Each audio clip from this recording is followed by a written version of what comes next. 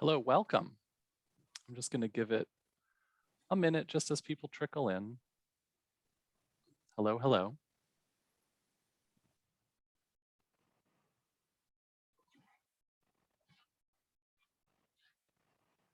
It's nice to see so many people arriving tonight.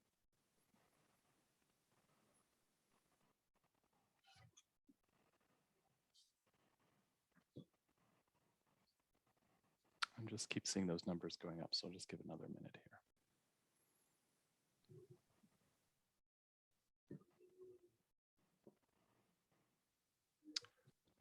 Okay, well, we can get started. Welcome. My name is Greg Stewart. I am the coordinator of adult public programs here at the museum. I'm so happy you're here with us tonight. Before we begin, I just want to say that it's with gratitude and humility that the Philadelphia Museum of Art recognizes Philadelphia as part of the Lenape-Hoking, the ancestral homelands of the Lenape peoples. A long history of broken treaties, forced migrations, and fraudulent agreements, such as the walking purchase of 1737, displaced many of the Lenape from this land. The museum and our staff strive to understand our place within the legacy of colonialism and act as allies to Lenape people and their vibrant communities, including the federally recognized nations today, the Delaware Tribe, Delaware Nation, and the Stockbridge Munsee community. We pay honor and respect to Lenape ancestors past and present by committing to build a more inclusive and equitable space for all. So tonight we're honoring the work of artist Emma Amos and the exhibition Emma Amos, A Color Odyssey, currently on view through January 17th. This exhibition surveys her body of work from the 1950s to the 2010s for the first time, spotlighting her inventive approach to printmaking, painting, and weaving, as well as her signature practice of combining distinct materials and artistic techniques. Amos's work investigates identity and privilege while unsettling the lines between figuration and abstraction, craft and fine art, and beauty. And I'm just going to put a link to the exhibition page here in the chat. So there's so many ways that we can talk about Emma Amos's work, but tonight we're really going to focus on how she used fabric in very experimental and meaningful ways. And to do that, we have the amazing Dr. Lisa Farrington with us tonight. Lisa, do you want to just say hello to everybody? Hi, everyone. I'm really delighted to be here. So I hope you enjoy the evening. Thank you. And Dr. Farrington's essay from the catalog that accompanies the exhibition is titled Women's Work, Fabric, and Feminism. And this is the catalyst for tonight's talk. So I'm just also going to put a link to that catalog in the chat here as well. And just a little bit more about our speaker tonight. So Dr. Lisa Farrington is the Associate Dean and Director of the Gallery of Art at the Chadwick A. Boseman College of Fine Arts at Howard University. As an award-winning academic author, Farrington has lectured on 3 continents and authored or co-authored 10 books and dozens of scholarly essays, including 2 award-winning historical texts for Oxford University Press, African American Art, A Visual and Cultural History, and Creating Their Own Image, the History of African American Women Artists. In addition, she was the 2008 Endowed Scholar of the Humanities at Spelman College and won the coveted Creative Capital Award from the Andy Warhol Foundation from her manuscript on Emma Amos. And this lecture was generally supported by the Barron family in honor of Susan Barron, who was a guide here for 39 years. Susan began her work in the museum in the first class of interns and later in life began giving tours for the blind and low-sighted. She loved her long guide involvement for its collegiality and had a passion for learning and sharing that knowledge with the general public. The Rose Susan Hirschhorn Barron Lecture has supported such luminaries in the art world as Patti Smith, Joseph Kosuth, and Nancy Princenthal, to name a few. So you're in very good company, Dr. Farrington. So before I turn it over to our speaker, I just wanted to go over some housekeeping. The structure of this program tonight will be a presentation from Dr. Farrington, followed by Q&A from you, and I will read those questions out loud. You are in Zoom webinar, so your camera and microphone are turned off, but you can ask questions when it's time to do so by using the Q&A feature. Questions you really like can be upvoted so they rise to the top. Closed captioning is available by clicking on the CC button in the Zoom toolbar. This program is being recorded and we will send the recording to everyone who has registered. So with that, I'm just going to turn it over to Dr. Farrington now. Thank you. Atlanta-born artist Emma Amos first studied textile weaving at Antioch College in Ohio from 1953 to 58, under the watchful eye of Department Chair Robert Metcalf.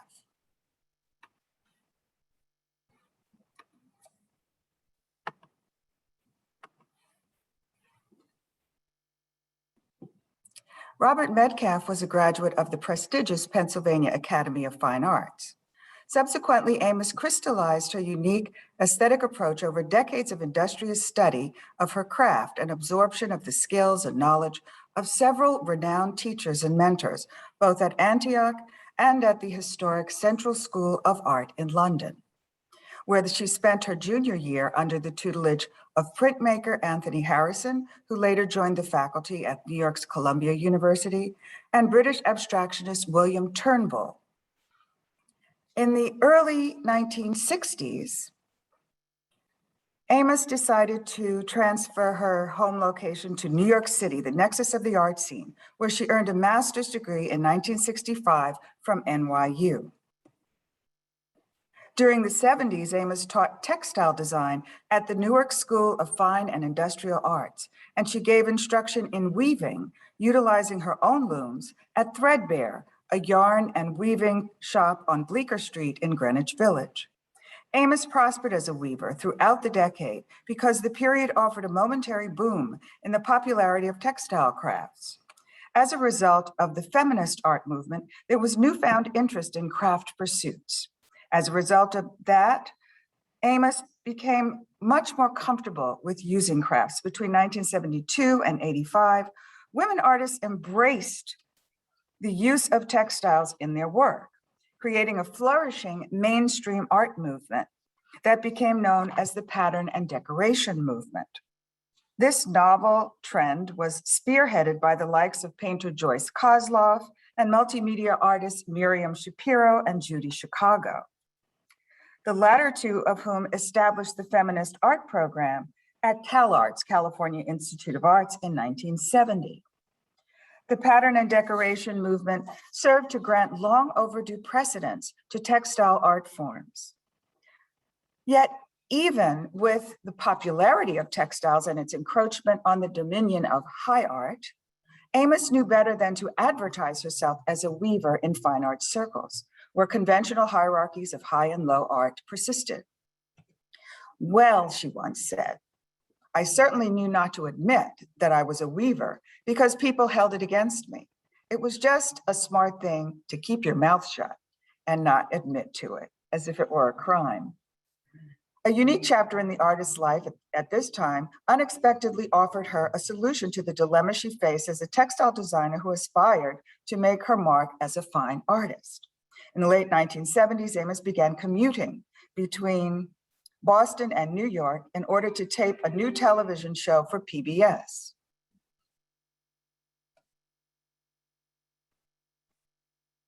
I see someone has their hand raised, but I suppose that will be taken care of later. In 1977 and 78, Amos became a co-host with quilt maker Beth Gutchen of a WGBH Boston television series on crafts entitled Show of Hands, for which Amos wrote the pilot. The series aired in 13 episodes over a period of 18 months and featured local Boston woodworkers, ceramicists, weavers, and stained glass quilt and jewelry makers. Amos's experience with the series, though ephemeral, helped her to resolve her closet weaver predicament. Because the show presented craftsmen and women to TV viewers as fine artists in their own rights, Amos was able to conceive for herself a fusion of craft and high art. She was inspired to incorporate her hand-woven textiles directly into her paintings, a momentous aesthetic decision that would mark all of her future work. Since the fields of textile design, weaving, quilt making, and other such art forms had been eschewed by fine art experts as subordinate to the loftier aims of painting and sculpture, and categorized since the industrial age as women's work, Amos's experience with show of hands was a revelation.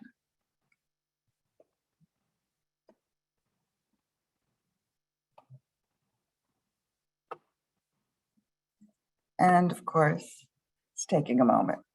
Since the classification of textiles as women's work was always an issue for her, it should be noted that this is essentially a Western classification. In traditional Africa, men routinely participate in fabric weaving. Nevertheless, textile fabrication and design is widely recognized as a universal female art and has been depreciated in the past precisely due to this classification. According to historian Patricia Maynardi, the textile arts have suffered from periods of critical neglect because the wrong people were making them. Historically, women artists who worked with fabric were rarely viewed as more than artisans, no matter how innovative their designs or intricate their techniques. Amos's decision to obfuscate the high-low art divide by consolidating the so-called fine art of painting with the quote-unquote artistry of textile making was nothing short of alchemy. This gift for integrating textile and painterly art forms has remained salient throughout Amos's mature career. For the past quarter century, from paintings such as the 1982 Out in Front to the later 1992 Target, Amos consistently fused the two art forms. Out in Front incorporates sections of solid striped and checked warp-edged cloth, which the artist wove herself, into an acrylic painting. Two lithe female nudes sprint across the picture plane with joyous abandon. And their forms are fashioned entirely from segments of cloth adhered diagonally to the linen canvas so as to heighten their dynamic movement within the two bodies. Amos handles the hand-woven fabric as nimbly as she handles paint. The turquoise material that comprises the form of the left-hand figure, for example, culminates at the top of the figure's head in frayed and fringed edging that doubles ingeniously as braided hair tossed high as the figure moves through the air. The second body hurtles forward, hence the title Out in Front, with considerable momentum affected by the artist's choice of brightly striped fabric, which has been angled to intensify movement. Entire sections of ground are also comprised of hand-woven textiles of red, blue, green, and white. The energetic lines of the warp and weft of the cloth alternate between emphatic, vertical, and oblique thrusts, and nervous, meandering threads evocative of flowing water. As active and dynamic as Out in Front, the later work, Target, illustrates the artist's use of textiles as surrogate paint and as a framing device rather than as an overarching element of the figurative composition. Two individuals, a woman in a red and white dress and a man in black and white pants, occupy the center of the canvas. His pants and her dress are formed from cut plaid fabric. The couple embraces protectively. They glance about in fear and apprehension, and they hurtle through the air, seeming to fall and fly simultaneously. Their expressions and posture, as well as the target symbol in the upper right, hint at the meaning of the title, which implies that Blacks are targets of race hatred and social inequity. Since rabbits symbolize abundance, prosperity, and fertility, and baskets can be interpreted as vessels for holding food and flowers, which also symbolize fertility, we can interpret the rabbit's leap, leaving the basket empty, as a loss of fertility and prosperity, and see the couple's embrace as a desperate attempt to rescue themselves and their progeny from being, quote unquote, targeted by the evils of society. African fabrics with brightly colored vertical striping were thoughtfully chosen to edge the painting so as to echo the striped clothing of the protagonists. The result is a fully integrated work of art in which paint and fabric complement and augment one another impeccably. Amos expended considerable time and energy in travel to cities such as Paris, London, and Johannesburg in order to unearth and select the fabrics that she integrated into her paintings. Indeed, Amos spent more than a decade, beginning in 1961, as a designer in the studio of the noted textile master, California-born Dorothy Liebes, one of the most renowned fabric designers in the country at mid-century. Many of Amos's designs were translated into unique carpets produced by the prominent Bigelow Sanford Carpet Company for the Hilton hotel chain and other upmarket clientele. Harmony Rug from 2002 is a noteworthy example of the artist's affinity with carpet design and fabrication. An intrepid retro design, Harmony Rug is shaped to resemble both the letter R, as in rug, and a grand piano complete with keyboard. The rug features a forthright chevron pattern that circumscribes an oval and a hand and outstretched fingers, which allude aptly to piano playing. The carpet's wool threads are thick and plush, approaching a shag texture, though shorter in pile length. Finally, the title of the work alludes to a dual harmony, that of music as well as the visual harmony of forms and colors that the design entails. Playful, inventive, and skillfully executed, Harmony Rug embodies those qualities of jazz which the artist had favored since the 1960s. It is interesting to note that Harmony Rug is included as part of the mise en scène of a large-scale painting of the artist's studio entitled Studio Air, which is a layered configuration of tangible and spectral figures and the artworks that populated the artist's atelier. At mid-century, as we have seen, Amos augmented her paintings with cloth that she wove herself and then cut into fragments, as was the case with Out in Front. The lacerated lengths of fabric which Amos incorporated into these works not only served to make their surfaces more tactile, but also symbolized the roles of deconstruction and reconstruction inherent in the art-making process. Since the mid-1960s, however, rather than weaving her own cloth, Amos preferred, as already mentioned, to collect international arrays of handmade and manufactured fabrics. She favored kente cloth, strips of textiles woven by Asante men in West Africa, and kanga cloth, brightly colored pieced fabric, first made by Swahili women in the 1870s. She also utilized Bogolanfini textiles, dye impressed with protective symbols by the Bamana women of Mali, and wax-dyed batiks made in Holland for export to South Africa. Amos then expertly manipulated these exotic fabrics to flank and complement her unstretched canvases and to enliven their surfaces, particularly in her paintings and prints, both visually and emblematically.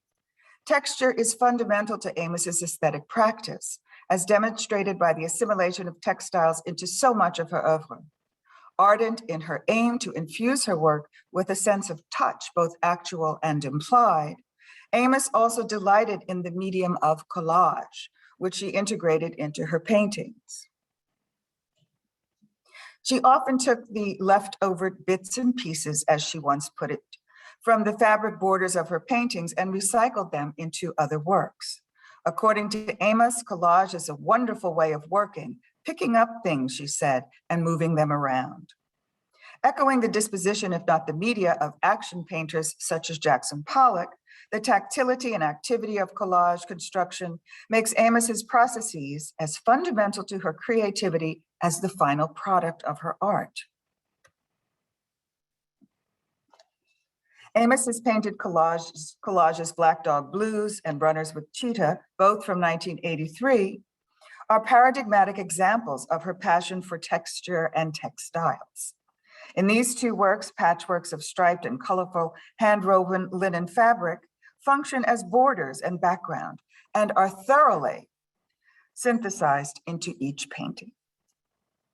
The irregular perimeters and frayed edges of the textile collage elements lend a robust vitality to the overall designs. Over time, Amos became more and more at ease with her use of fabric in her work, as is evident in her 1998 Muhammad Ali, wherein Amos painted the champion boxer's portrait on the back of an actual handmade boxer's robe. In this acrylic work, a young and confident Ali stares intensely at his viewer/opponent, and his red boxing glove veritably punctures the picture plane.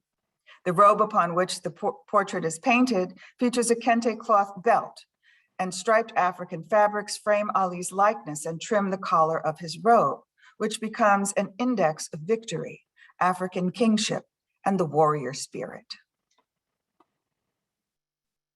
Amos first began to inscribe titles directly onto her canvases, as we saw in Muhammad Ali, in the early 1990s, and she shares this penchant with fellow artist Faith Ringgold, who incorporates entire narrative tales into her famed story quilts, acrylic paintings that are quilted and, like Amos's work, bordered with fabric and hung on dowels rather than stretched on wooden frames.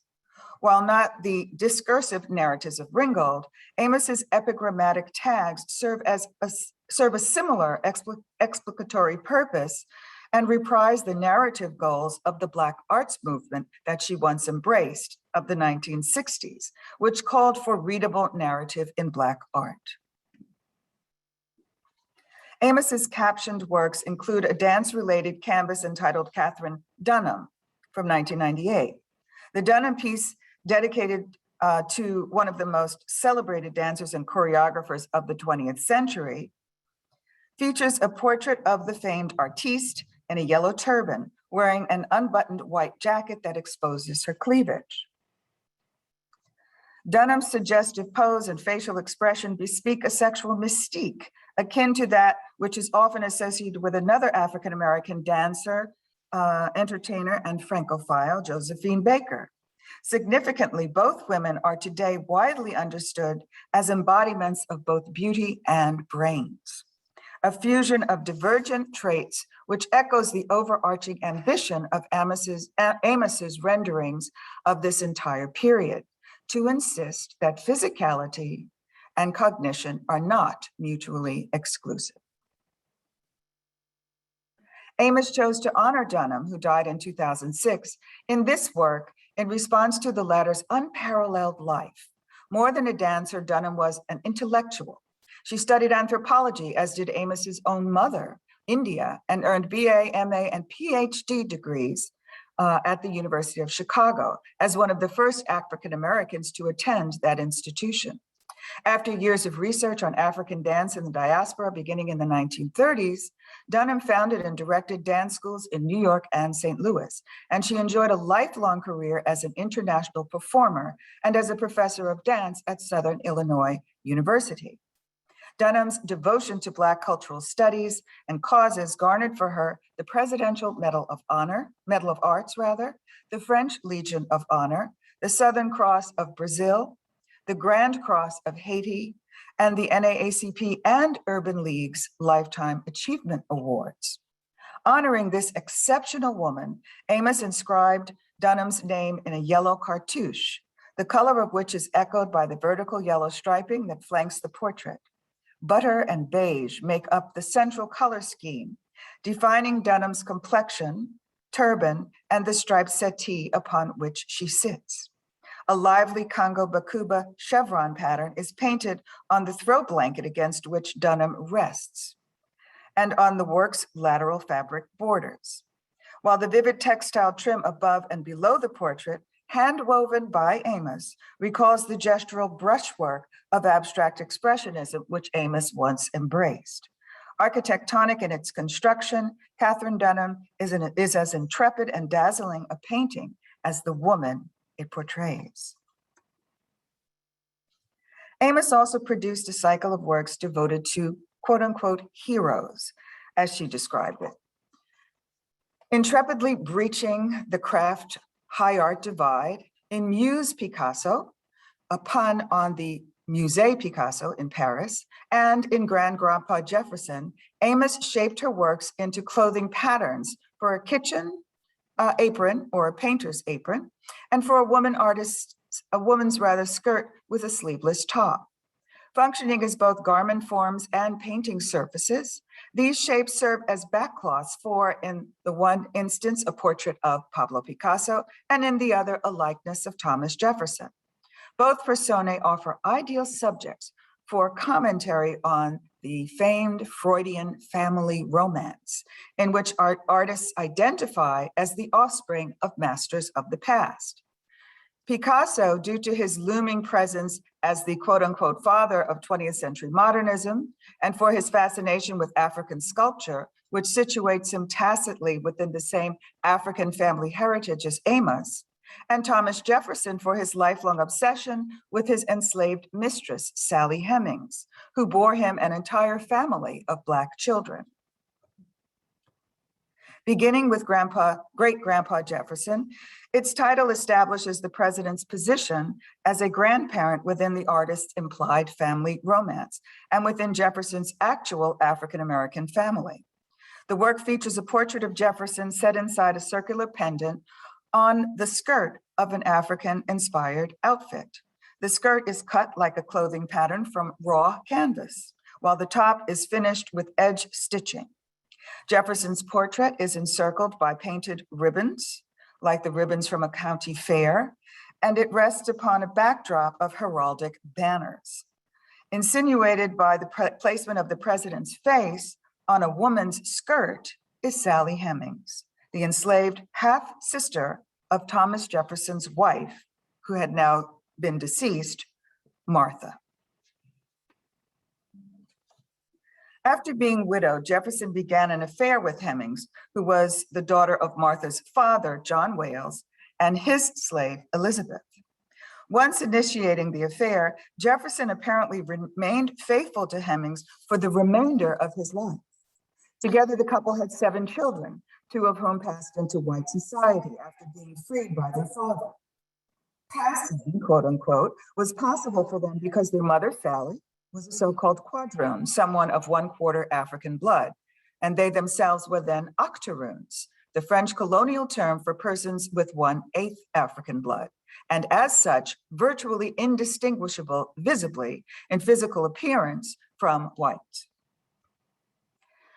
For centuries, the white members of the Jefferson family, descendants of Martha and Thomas, denied the legitimacy of their Black relatives, until in 1999, DNA testing proved that members of both the Black and white Jefferson clan were progeny of the same bloodline, after the entire group was convened on the Oprah Winfrey Show, of course. In Musee Picasso, Amos centers Picasso's portrait on an apron in a green oval stamped with his name. And paint is laid on in a thick impasto of brushwork and freehand drips. The apron itself is trimmed with a stitched red border and complete with apron strings. The canvas areas are overlaid with chevron patterns, not unlike those seen in the Bakuba textiles from the Congo, and the outer edges are trimmed with kente-style African cloth. My cat is interrupting me because she wants me to stop zooming. So sorry about that for those of you who can see her. Let's see. So in 5 medallions that surround Picasso's likeness, Amos has rendered an image of African herdsmen at the top of the apron.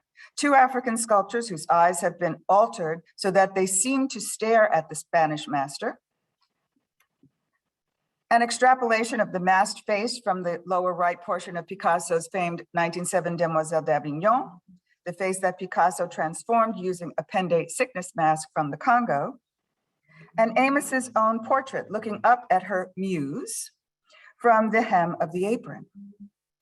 This expression on Amos's face appears to be one of consternation, as if she's not certain of the inspiration that her supposed muse and artistic predecessor is providing. The word inspiration, which within the context of the family romance can be read as divine inspiration, is inscribed in blue just beneath Amos's self-portrait, as if to explicate why she stares up at Picasso, and he is elevated above Amos, thus preceding her in lineage and suggesting his implied higher or divine or royal position. The word master, too, is painted along the red border to the left of Amos's medallion, invoking such idioms as father, master painter, and slave master, not to mention master of the universe. The reference alludes to the male-centered lexicon of art historical discourse, as well as to the thorny kinship between Africans and Europeans, both politically and artistically. Given Picasso's unabashed appropriation of African statuary in Les Demoiselles, one might be compelled to ask who indeed is the progeny and who the progenitor, or will the real muse please stand up? There is a further meaning in the term muse, as Amos applies it in the work's title, the implications of which are embedded in other words inscribed along the painting's red border. Included are the names of Picasso's own many muses, as well as his biological progeny, his daughter Paloma, son Claude, his dear friend, the symbolist poet Guillaume Apollinaire, and his numerous wives and lovers, Olga Koklova, Dora Maar, Françoise Gillot, mother of Claude and Paloma, Fernand Olivier, and Jacqueline Roch.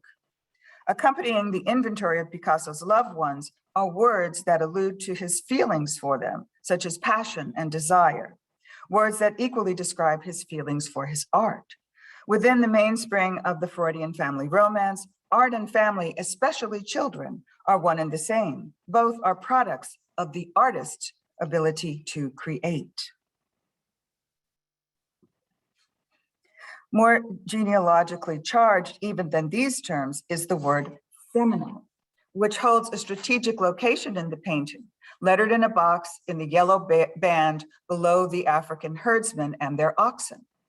Having inscribed the word below a suggestively virile image of bulls, not coincidentally a favorite motif of Picasso, Amos makes it a biological term that is ponderous with the weight of associations such as seminal fluid, sperm, male virility, and dominance. It refers to male semen as the origin of life, and its use in art criticism implies that original genius, or divine inspiration, if you will, must be male-centered. As a term used routinely by critics to describe the original nature of the art of Picasso and his ilk, it is not surprising that many feminist historians have found the term seminal to be objectionable. Amos inserts it here as both a statement and a question. She allows the word to hover above Picasso's portrait and above the images of the African masks, which he tapped for inspiration.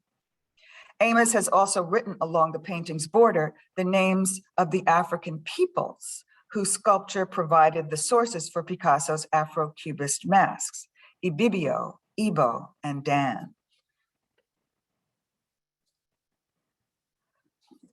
The words master, domination, and fear, which share canvas space with the designation seminal, urge viewers to contemplate the overwhelming presence of the alleged godfathers of modernism, such as Picasso, Cézanne, Matisse, Van Gogh, Dali, Pollock, or any number of others one might name, within the genealogical history of art, and the effect of this constructed hierarchy upon women artists. Amos's muse Picasso and great-grandpa Jefferson belie assumptions that the icons of white male supremacy, artistic or political, are either legitimately seminal or genius.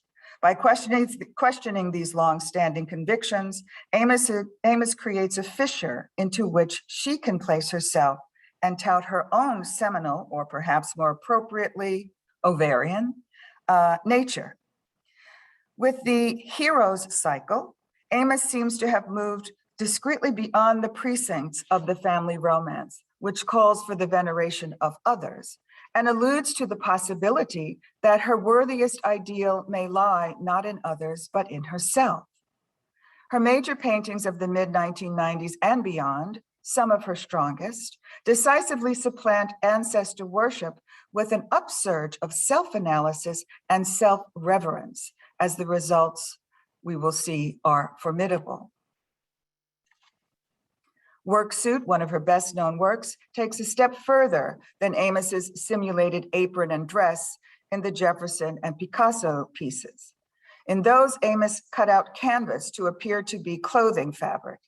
In Worksuit, she metaphorically creates the fabric of her clothing from the painted skin of a man, conflating the two, fabric and skin.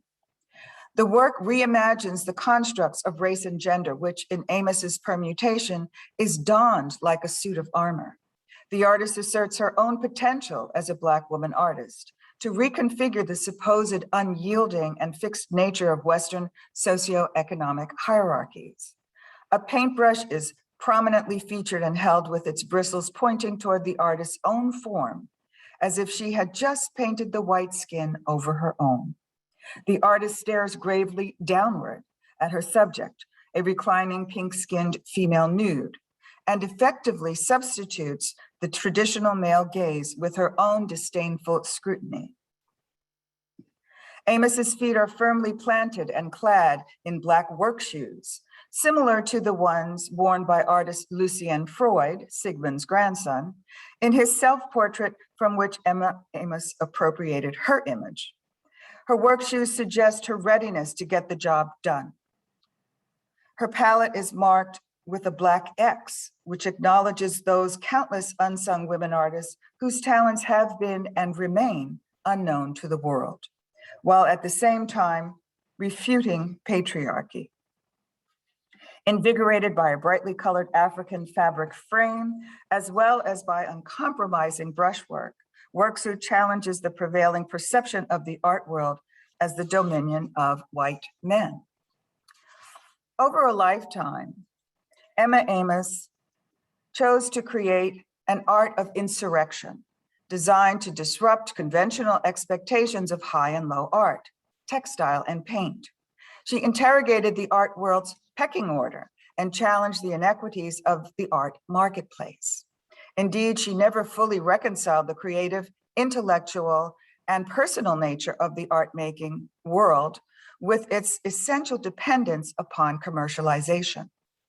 As she once claimed, the marketplace, quote, has never really been interested in me.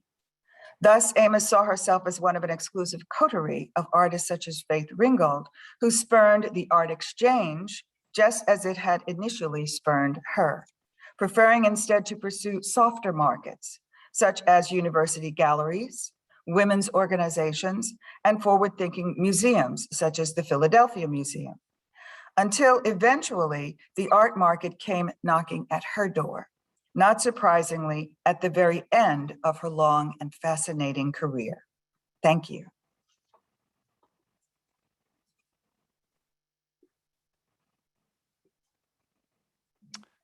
Well, thank you so much, Dr. Farrington. So at this point, we can definitely open it up to Q&A from the audience. Maybe as we're kind of waiting for questions to come in, I can just ask you one. And I just want to say I love the complexity with which you kind of revealed this gendering and the way that fabric, by the way, your cat is totally welcome. I'm so glad. He's so jealous. Any Zoom longer than 30 minutes. Yeah, but I'm even thinking of just the connection between kente cloth, that she collected and Dutch wax and how that was made by men. Mm-hmm. And then, the idea of women's work and then combining that as just reflecting on the painting of herself as Lucien Freud, where she's literally wearing fabric, as a male body is just so complex and really genius. That word we've been kind of talking about. And it just, for someone like Amos, she really did not chase the art market. She preferred to just make her art. And she was successful as a career woman, but she is just now receiving the kind of attention and deep diving, you used that nice expression when we chatted once before, Greg, into, art historians diving deeply into her works and really seeing that they are in fact genius and complex and layered and so worthy of examination. Hmm. So I see we have a question from Laurel Garber, who is the Philadelphia curator of this exhibition. But I love it. May we ask Dr. Farrington if she would speak about her experience spending time with Emma Amos? Oh, sure. Emma and I were friends for many years. Not exactly sure how we became friends. I think she just had this way of reaching out to people in the art circles, especially African-American women, because she was a staunch feminist. She wrote for feminist magazines, as you may know, one hysterical article about how to survive as a woman artist in a man's world. Anyway, it's a tongue-in-cheek article, but somehow we organically became friends. I went to her studio down at, she had a studio just a block off Bleecker Street, and would just watch her work, go through rows and rows of hanging paintings and collages and talk. And then when someone special came to town, several times Elizabeth Catlett came into New York. She had she lived in Mexico, but she had an apartment in Battery Park City. So if she was in town, Emma was on the phone calling all her girlfriends to meet at her studio or at Catlett's apartment downtown. My job was to get the Thai food and get it to whatever location it was. And then we had essentially girl talk. And we almost never talked about art, which is very strange, but we talked about politics a lot. In fact, once we went to the movies, Emma, I, and Elizabeth, to see the film John Lennon versus the United States, which was about his battle to maintain his residency in the US and his relationship with the Black Panthers. Of course, Elizabeth picked that movie because she's a militant to the last, the last day of her life. And Emma and I were being very fancy on the curb as we got out of the taxi. I'm going to pay for the movie tickets. No, I'm going to pay for the movie tickets. And while we're arguing, of course, 85-year-old Elizabeth paid for the movie tickets and said, "Oh, shut up and come on, we're going into the movies." So it was this weird girlfriend relationship. Other people in our circle were Faith, who came to dinner with us many times, Camille Billups, who is quite a pistol. And just somehow knowing that all of us as Black women in the art world had this shared experience made us feel like we'd been friends forever, even though we hadn't. So I just loved Emma. We had a lot of moments together. I don't know how better to describe it. And once I got to know her, then I became interested in writing about her and doing research on her. So hope that's yes, that's amazing. Thank you. Thank you for sharing that. So we had a question that came in about her family, her parents. I think there was this question: was India her mother or Catherine Dunham's? Did she have India? a partner? Oh, sorry. India was Emma's mother. Emma's mother, right? Right, okay. But both India and Dunham were anthropologists. Okay, thank you. And did she have a partner or children? How did she balance? This is that question that women are often asked, right? How do you balance personal and career? Right. She had a husband for decades who lived with her in her studio, who adored her. Once, I think they met when she was teaching at the School of Industrial Arts in Newark. I'm pretty sure that's where they met. And they were lifelong lovers and partners, and they did have children. And in fact, one of Emma's most famous painting groupings is a series of 20 or so portraits of her women friends, and she called it The Gift, and she gave it to her daughter, so that her daughter could then become part of that circle I was describing. Yeah, thank you. Mm-hmm. We have another, I love this question, noting the Target image in Targets and the concurrent Johns exhibition also at the PMA. I'm wondering how you might describe Amos and Johns as contemporaries, both as miners of shared content as well as historical protagonists. Well, I think that this use of such a, iconic symbol as the target is different in Amos's work than it is in John's. Johns uses the target, but his meaning is easily misunderstood. You know, he wasn't as direct and overt with the meaning of why he was using the target symbol. So in that way, it's discussed a lot about how African-American art in general that borrowed pop imagery tended to be more directly critical of society and less ambivalent or ambiguous. And why that is, I assume, has to do with the fact that Black artists of this from the 60s to now, but certainly from the 60s through the 80s, their lives were so intensely political that they didn't pussyfoot around with the use of images. They were very direct. Thank you. Not to say John was pussyfooting around. He just wasn't as direct. Yeah, it's definitely much more subtle. Interesting. Okay, here's another question. Interesting. They're flying in. I love it. Interesting that the textile. Q&A. Thanks, audience. Yeah. You're wonderful. These are great questions. Mm-hmm. So Eleanor Levy asks, interesting that the textile art community hasn't recognized Emma Amos until now, as we have Faith Ringgold. Why do you think that is? Because Faith was more of a self-promoter. It's very simple. Faith is, if you've ever met her, she is a powerhouse of a woman. She will speak up about her feelings, about her art, about her politics. She writes. She's a prolific writer. She's produced her memoir, which is now in a second or third edition. She's produced all these children's books. And if you put a microphone in front of her, she's going to tell you exactly why her art is important and what makes her approach to art special. Emma never did any self-promoting, or very little. She had a career at the Mason Gross School for the Arts at Rutgers as a professor and art department chair. She raised her children, she took care of her husband, she did other things, but she was not the kind of personality. And truth be told, if you don't have an advocate, like Picasso had an advocate, he didn't have to advocate for himself in his early career. He had Gertrude Stein and Apollinaire and others. But if you don't have an advocate or a dealer, and Emma did not have a dealer for a long time, then you have to self-advocate.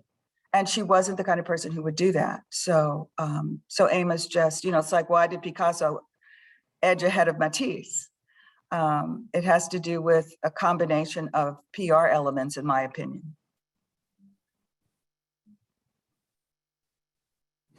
Okay, here's a question. This is about, actually, this is a little bit more for you, Dr. Farrington, about your career. What's it like to teach about Amos's art and career?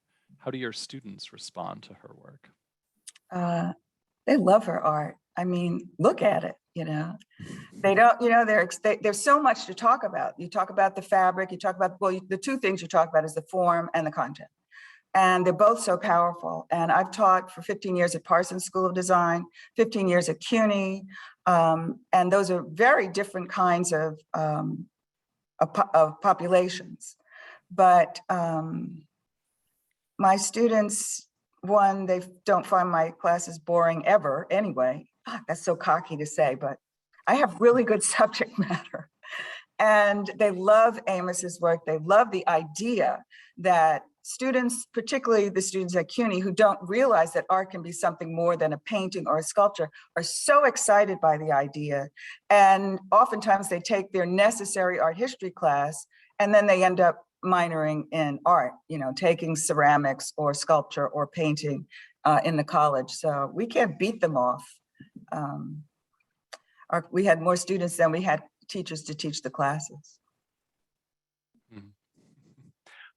So we had a question in the chat that I think is a little bit, maybe I'll just expand on it a little bit, because we are talking about her mother, India, but it's kind of about her growing up in the art world and what was maybe some of her early exposure to art. Do you have? Well, she grew up in Atlanta. And her parents recognized early, this is another kind of a Freudian family romance, that she was a precocious artist. My child is a genius like Picasso. And so even in middle school, she was already taking art classes. In fact, she was entering art exhibitions by the time she was a teenager. And her her mother introduced her to Hale Woodruff as a child and asked him if he would tutor her in painting because he was teaching at Atlanta University at that time. And he said, no, I'm not teaching a little girl how to paint. But years later, when Emma came to New York to do her master's at NYU, Hale Woodruff was teaching there. And he did mentor her, and he made it possible for her to become the only woman member of the civil rights art group Spiral that was founded by Romare Bearden, Woodruff, and others. The only thing she ever did was, in terms of career focus, was art making, art classes as a child. And then of course she studied weaving at Antioch. That's where she got into weaving. But she started out as a painter. She would sit in her father's drugstore in Atlanta and copy from the magazines that he sold, make pictures from the magazines. So she was meant to be a fine artist. Let's see, I think I'm seeing maybe one more question here in the Q&A. But if there are any others, maybe we can take one or two more. This is from Carla Carpenter. She thanks you for a terrific presentation. And the question is about Emma Amos making art only of fabric, no paint. Am I correct that the piano rug that you mentioned, would that have been only fabric? That was only fabric. She did lots of others. There's one called Fur Coat. I don't think that's in the show, but of only fabric. So yes, she did make all fabric works that were not intended to be paintings, but not very often. Yeah, and I suppose, I mean, outside of her professional work as a carpet designer and weaver. Mm-hmm. Yeah, and I think maybe there's something here in that question about the difficulty of achieving acceptance in terms of maybe that sort of balancing that commercial and fine art world a little bit. Well, once she stopped baking carpets for Bigelow and she finished studying with Dorothy Liebes in California, she really turned to painting and printmaking and collage and really never looked back. She never tried to, both be a professional weaver and a professional artist. She kind of transitioned from one to the other. Yeah, thank you. Thank you for that clarification. So we have a question from Shelley Langdale, our former curator here in prints, drawings, and photographs, or prints, I should say. Emma Amos once commented that she thought Hale Woodruff invited her to join Spiral because Faith Ringgold and Camille Billups would have been too opinionated, and she was young enough that she would not have presented the same threat or possibility of dominating the group. Do you think there's some truth to that? Yeah, sure.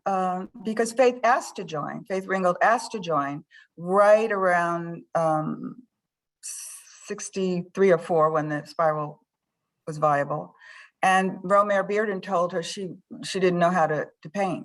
He saw her portfolio, he rejected her out of hand, wrote her a letter that, I wrote a book on Ringgold also, and I remember coming across the letter in her archives. I was stunned, but Faith's the kind of person, if you tell her she can't do something, then she's gonna do it for sure.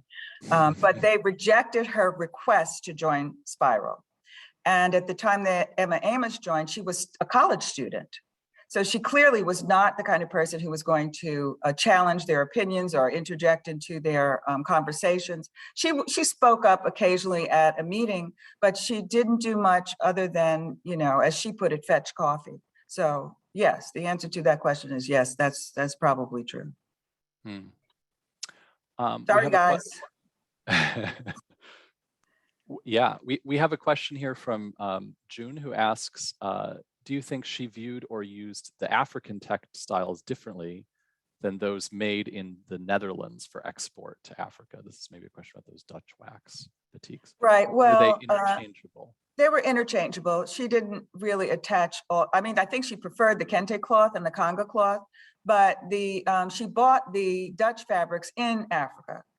In Johannesburg. If you've ever been to South Africa, there's a whole lot of Dutch people there because they controlled the country until apartheid ended. And so export between Holland and South Africa is very rich. So you could walk into an African fabric shop in Johannesburg and find any kind of cloth. So I don't think she was, particularly concerned about whether they were made in Holland or in Africa. I wish it were more we're deeper than that, but I don't think it is. Okay, well, thank you.